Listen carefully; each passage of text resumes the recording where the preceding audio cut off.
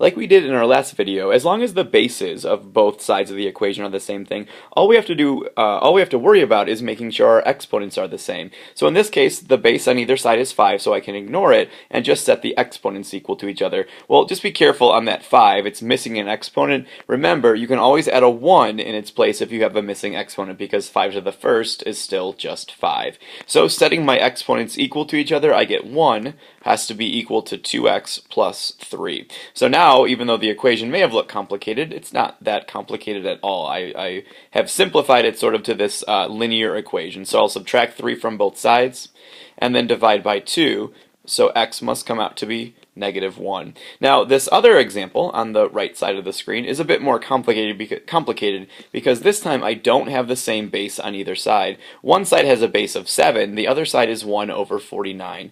Well, the trick for these problems that we're going to look at today is that every problem can be rewritten so that it has the same base on either side. Since this side has a base of 7, I'm going to ignore the 1 over 49. I'm going to figure out a way to write it as 7 raised to some power. Well, right away, 7 squared probably jumps out at you because you see that 49 and you know that 7 to the second power is 49. You're on the right track, but because it's 1 over 49, 7 squared won't work.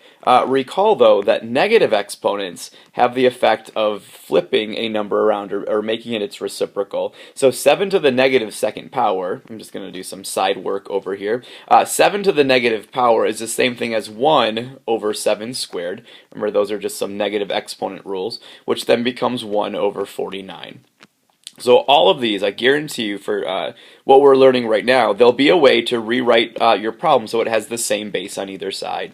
And now we'll just proceed as normal. Since the base is the same on either side, we can ignore it and just worry about making the exponents equal to each other. So 4x minus 10 has to be equal to -2. So if I solve this equation, I'll add 10 to both sides, so 4x would have to equal 8, and then divide by 4, so we find out that x must be 2.